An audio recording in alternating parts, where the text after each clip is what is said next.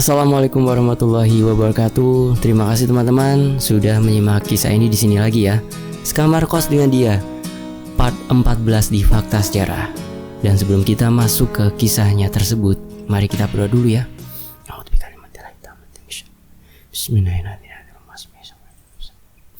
Allahumma sholli ala Sayyidina Muhammad sallallahu alaihi wasallam. Ini dia Sekamar Kos dengan dia season 2, karya dari Mas Afrian 015.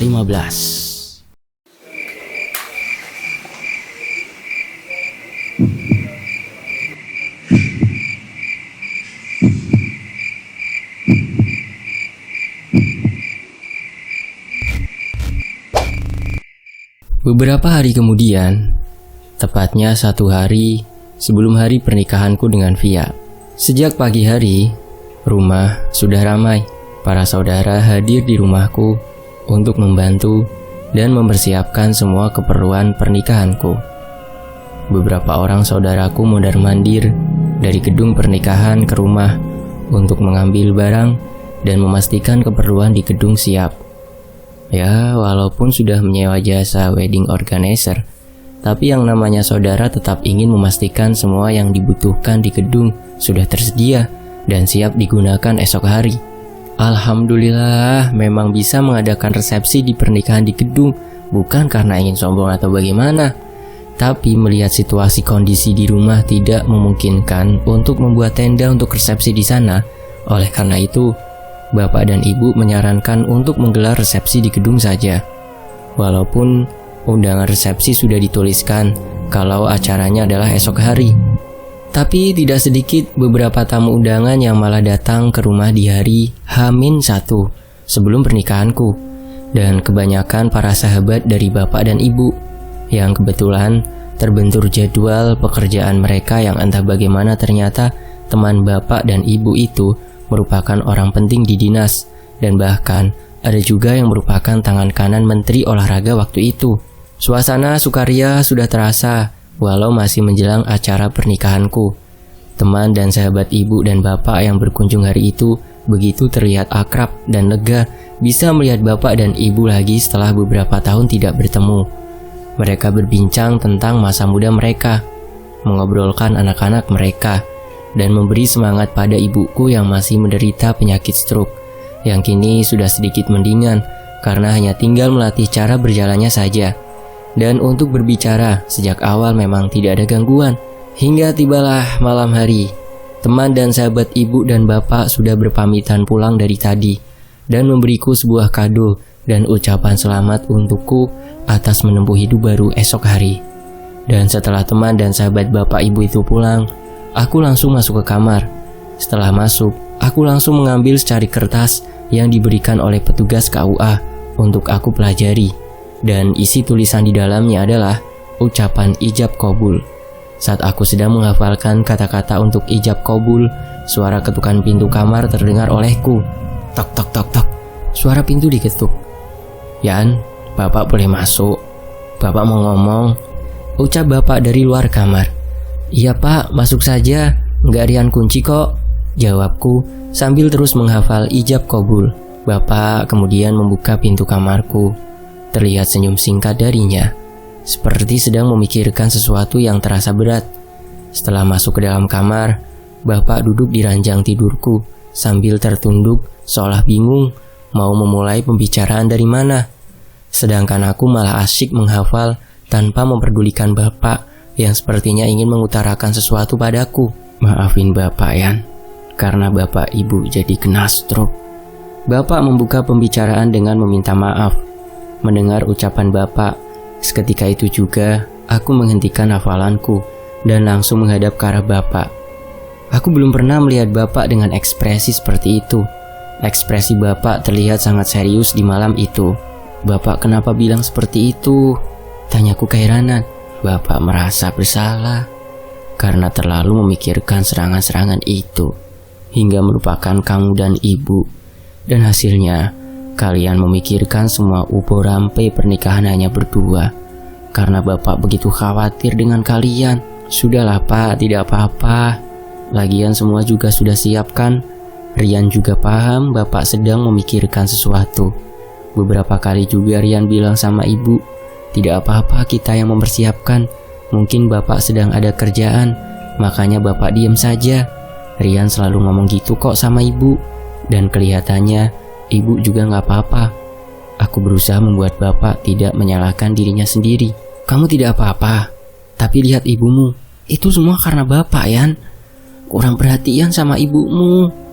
Bapak melihat ke arahku dengan rasa kesal dan penuh penyesalan, karena merasa orang yang dicintainya seperti itu karena ulahnya. Tidak pak, sudah tidak apa-apa. Semua sudah terjadi dan itu atas kehendak Allah. Bapak harus ikhlas, itu bukan kesalahan bapak. Tapi sekarang Rianlah yang khawatir sama bapak. Dan sekarang malah aku yang menunduk karena bingung mengingat ucapan si Bajrah. Bapak janji, setelah pernikahanmu selesai, ibumu akan bapak buat senang. Bapak akan merawat dia benar-benar. Dan kamu tidak perlu khawatir dengan omongan makhluk yang bernama Bajrah.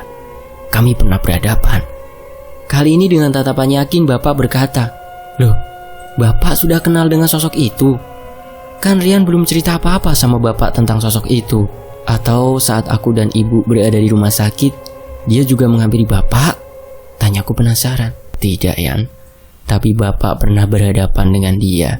Dan bapak sekarang paham kenapa buntut dari pertempuran itu tidak selesai setelah kita membiarkan dukun itu tersegel di alam itu. Sini, Yan, duduk bersila di bawah. Bapak mau nunjukin sesuatu.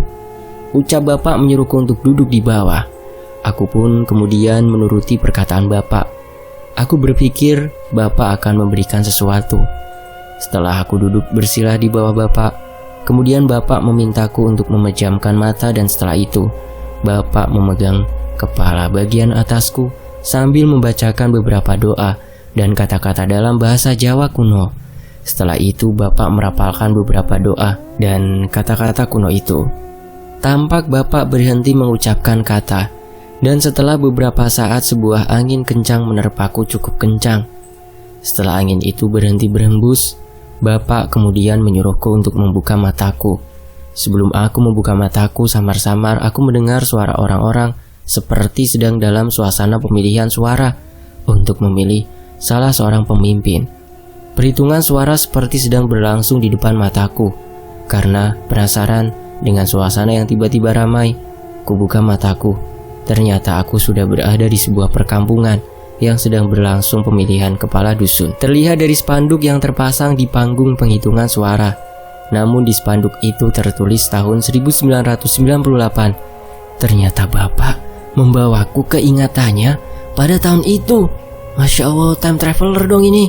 Wah, keren banget Mas Rian sama bapaknya. Di mana pada saat itu bapak dipanggil oleh Bang Damar untuk membantunya menangani kasus supranatural di Kalimantan. Kulihat suasana di sana begitu ramai. Salah seseorang dari mereka sedang membuka isi suara surat dan membacakan secara lantang. Ada juga yang sedang menulis hasil perolehan suara di papan tulis di sana. Aku pun memperhatikan keadaan sekitar, melihat orang-orang yang sedang larut dalam suasana pemilu ini.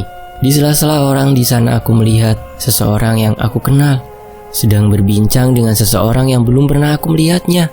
Dan orang yang aku kenal itu ternyata adalah bapakku.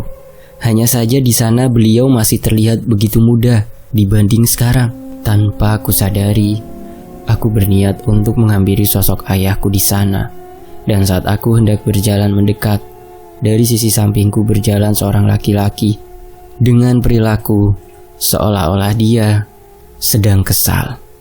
Beberapa orang yang menghalanginya sempat disingkirkan dengan kasar. Dan saat hampir menabrakku, ternyata orang itu hanya menembus badanku saja. Setelah itu dari arah belakangku ada yang menarik badanku ke belakang dan ternyata itu adalah bapakku. Bapak mengatakan, tidak usah bergerak, cukup di sini saja dan tonton baik-baik.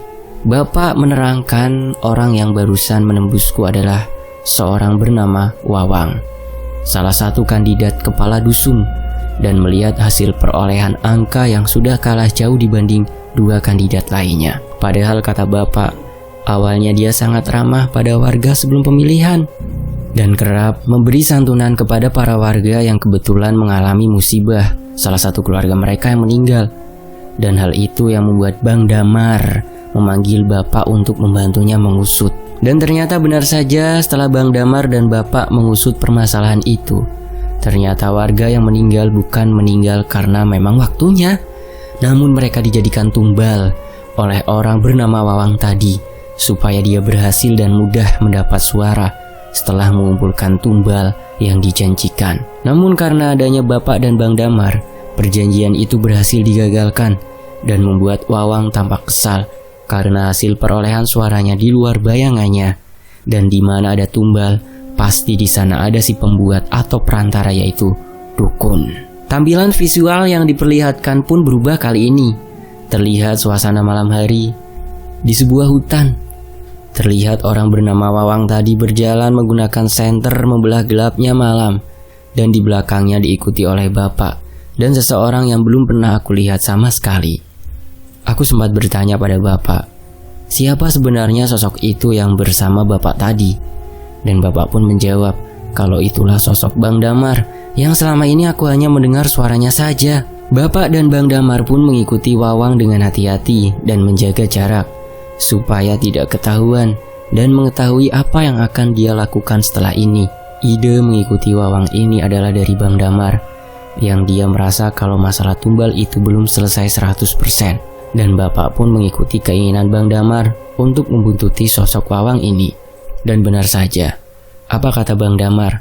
Sosok Wawang ini berjalan menembus hutan ini untuk menuju ke sebuah rumah di pinggiran sungai di pinggir hutan. Dan kata Bang Damar, kemungkinan itu adalah rumah dari dukun yang menjadi tempat Wawang untuk berkeluh kesah dan meminta untuk dijadikan kepala dusun. Bang Damar mengetahui tempat itu karena menurut warga sekitar, ada sebuah rumah tua di pinggir sungai yang dicurigai merupakan rumah dari dukun. Dan benar saja, setelah sampai di rumah yang ditujukan Wawang, kemudian mengetuk rumah yang terbuat dari kayu dan hanya disinari dengan lampu teplok, atau kalau di daerahku disebut dengan sentir. Sebuah penerangan dari minyak tanah dan sumbu. Seseorang berpakaian kaos oblong lusuh kemudian keluar dari dalam rumah kayu tersebut. Terlihat dari tampangnya, dia juga tidak kalah kesal atas kegagalannya membuat Wawang menjadi kepala dusun. Mereka pun akhirnya masuk ke dalam rumah itu. Bapak dan Bang Damar pun kemudian berjalan perlahan sambil mengamati keadaan sekitar dan mendekat ke sisi rumah yang terlihat ada jendelanya dan berdiam diri di sana sembari mendengarkan percakapan mereka di dalam sana. Kurang ajar mereka, beraninya menghalangi pekerjaanku, ucap dukun itu penuh kekesalan. Lalu bagaimana, Apang? Aku sudah membayarmu cukup mahal supaya aku bisa menjabat sebagai kepala dusun di sana. Terlihat Wawang protes atas kegagalan yang diterimanya. Kamu tenang saja, kita akan balas orang dari Jawa itu dan temannya itu. Nanti gampang kita obrak-abrik lagi kampung itu dan mengatakan kalau kadus yang terpilih itu membawa sial untuk dusun itu. Terlihat dukun bernama Apang memiliki rencana licik setelah ini. Apa yang akan kita lakukan, Apang? Apakah masih ada cara lagi? Tanya Wawang pada dukun itu. Besok, tepat saat Jumat Kliwon, kamu ikut aku ke bukit di seberang desa untuk meminta bantuan menghabisi orang Jawa dan temannya itu. Kita habisi dulu mereka pokoknya. Apang menjelaskan rencana yang akan dilakukannya. Setelah mendengar itu, terlihat ekspresi Bang Damar berubah drastis. Dia terlihat begitu panik karena dukun itu menunjuk ke arah bukit yang terkenal angker dan sudah terkenal di sana merupakan markas para jin golongan hitam berkumpul, atau lebih tepatnya di sana adalah kerajaan jin golongan hitam dengan tingkatan yang sudah tinggi-tinggi semua. Ada sedikit kekhawatiran di raut muka Bang Damar untuk menghadapi masalah yang akan dihadapinya besok. Bapak yang saat itu melihat ekspresi Bang Damar sedikit khawatir, kemudian mencoba untuk menenangkannya. Bapak berkata, tidak perlu khawatir akan makhluk seperti itu. Kita memiliki bala bantuan yang tidak kalah hebat. Kita masih punya Tuhan, kita punya Allah. Tidak usah merasa takut. Lagi pula kata Bapak, Bang Damar memiliki 4 perewangan yang sangat tangguh, yang merupakan salah satu petinggi di kalangan jin putih. Siapa lagi kalau bukan Gufron, Barzam, Al-Hazam, dan masih ada satu lagi yang saat itu terdengar samar-samar, tidak begitu jelas. Setelah mendengar rencana tersebut, Bapak dan Bang Damar memutuskan untuk kembali dan memutuskan untuk sesegera mungkin menyusun strategi dan memperhitungkan sesuatunya yang akan terjadi.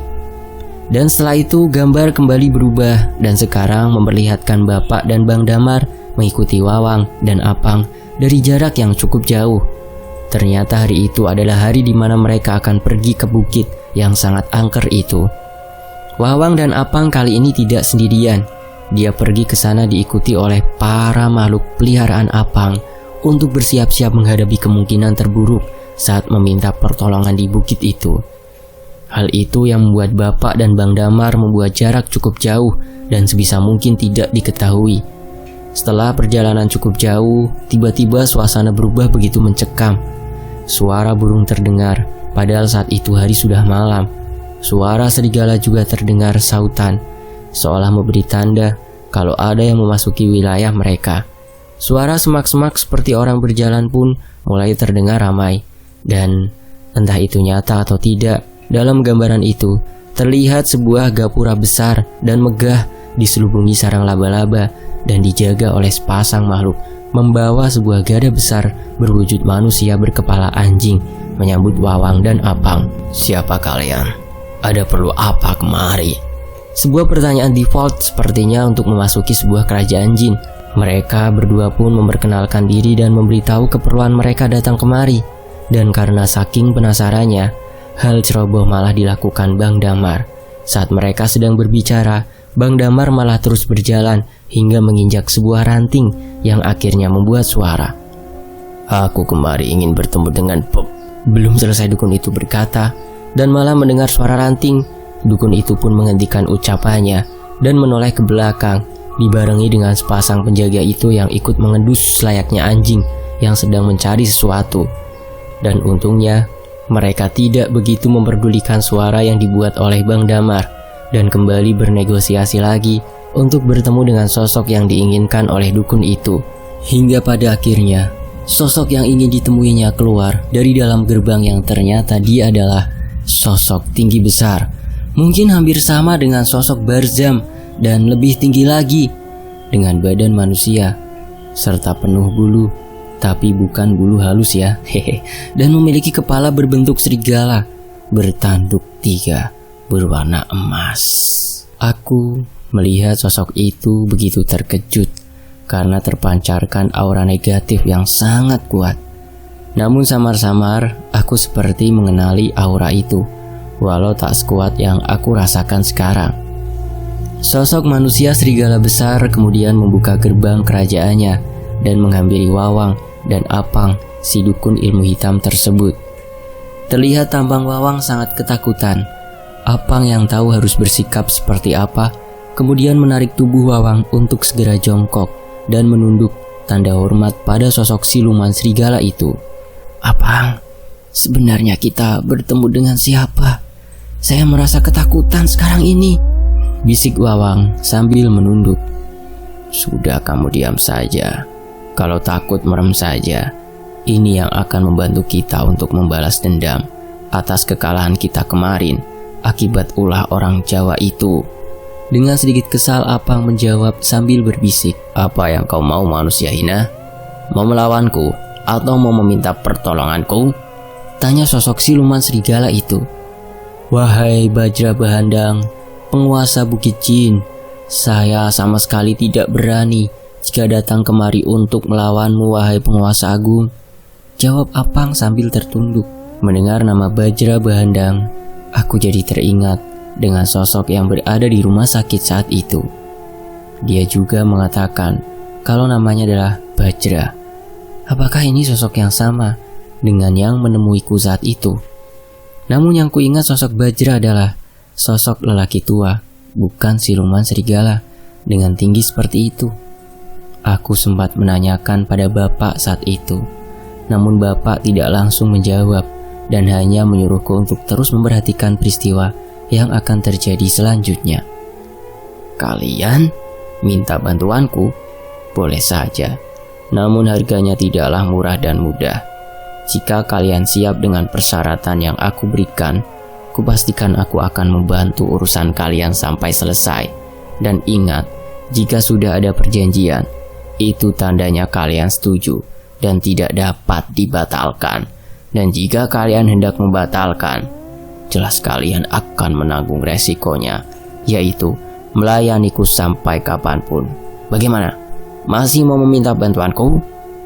Ucap siluman dengan sombongnya. Aman gak ini Apang? Nanti yang ada malah kita yang jadi sasarannya. Wawang mulai terlihat sedikit ragu untuk melanjutkan. Kamu ini sebenarnya niat untuk balas dendam atau tidak sih? Apa kamu sudah menerima dipermalukan dengan kekalahan suara yang sangat terlampau jauh itu dengan suara kandidat lain? Ucap kesal Apang pada Wawang. Tapi Apang... Wawang terlihat bingung dengan keputusannya. Dasar manusia hina seperti kalian pasti akan seperti ini. Bingung untuk memutuskan, padahal belum tahu persyaratannya.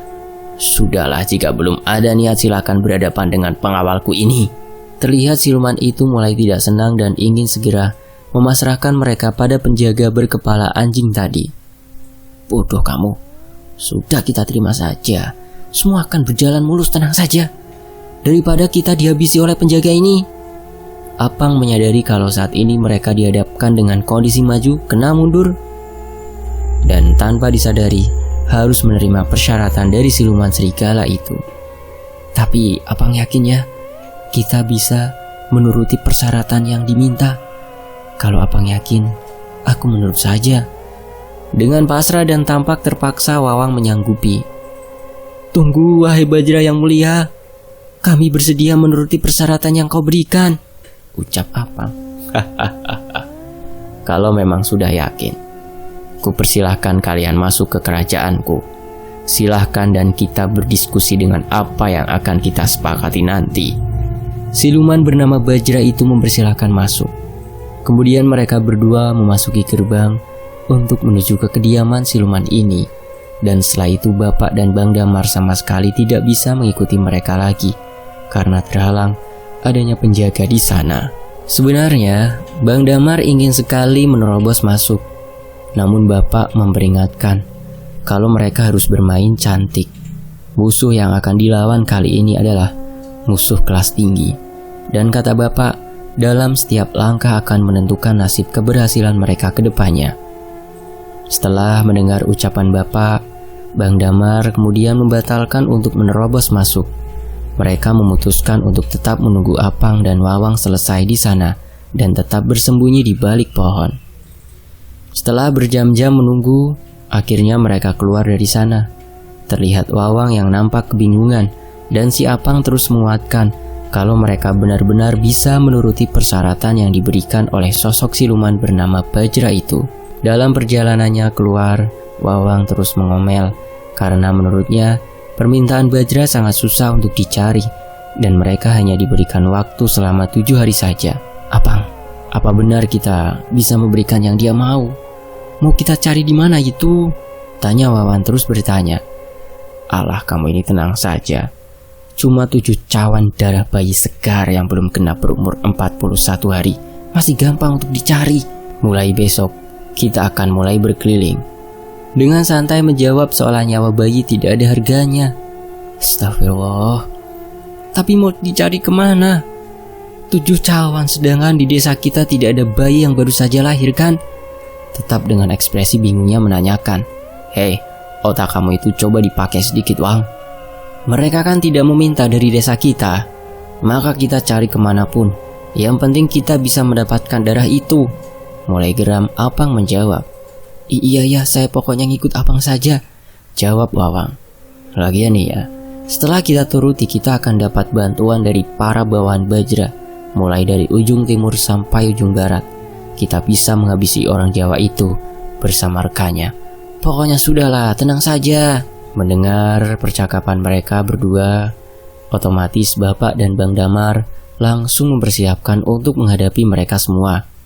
Karena kali ini bukan hanya menghadapi 1-2 makhluk saja, tapi bisa dipastikan yang akan mereka hadapi adalah satu kerajaan, ditambah para balas kutu dari sosok Bajra itu. Bisa dilihat sendiri dengan aura negatif yang sangat besar seperti itu, pasti dia tidak akan main-main saat melakukan serangannya. Dan sudah dipastikan akan ada peperangan lagi yang akan dihadapi oleh Bapak dan Bang Damar. Namun terlihat dalam visual itu, Bapak mengatakan pada Bang Damar untuk tidak usah terlalu khawatir, karena semua kembali kepada niat baik mereka, dan segala niat baik pasti akan dibantu oleh Allah.